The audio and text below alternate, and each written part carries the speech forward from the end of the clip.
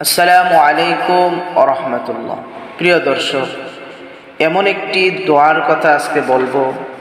যদি কোনো ব্যক্তি সকাল সন্ধ্যা এই দোয়াটি 3 বার পাঠ করে, আল্লাহ সুবহানাহু ওয়া তাআলা পাঠকারীকে ক্ষমা করে দেওয়া আল্লাহ তাআলা জরুরি মনে করেন। সুবহানাল্লাহ, এত ফজিলতপূর্ণ একটি দোয়া, অনেক সহজ একটা আমল, আমরা ইচ্ছা করলেই আমরা আমল করতে পারি। সহজ একটি দোয়া, আমরা মুখস্থ করতেও তেমন একটা কষ্ট হবে না।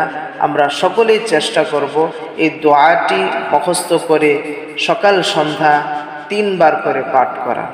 চলুন তাহলে সেই দোয়াটি আমরা জেনে নিই। رضيت بالله ربا وبالإسلام دينا وبمحمد صلى الله عليه وسلم نبيا। আবারও বলছি, رضيت بالله ربا وبالإسلام دينا وبمحمد صلى الله عليه وسلم نبيا। দোয়াটির অর্থ হলো, আল্লাহকে পালনকর্তা রূপে, ইসলামকে দ্বীন রূপে এবং মুহাম্মদ সাল্লাল্লাহু আলাইহি ওয়াসাল্লামকে নবী রূপে মেনে নিয়ে আমি সন্তুষ্ট। প্রিয় দর্শক, কি চমৎকার, কি অসাধারণ ফজিলত ফায়দা রয়েছে সেটি আমরা হাদিস থেকে জেনে নেব।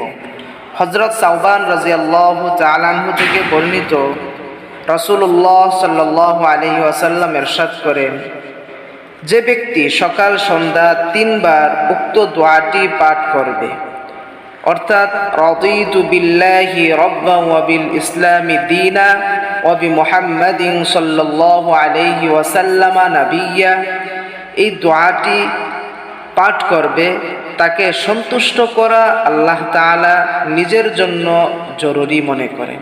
সুবহানাল্লাহ। হাদিসটি সুনানে তিরমিজির 3389 নম্বর হাদিস। আল্লাহ রাব্বুল আলামিন আমাদের সকলকে এই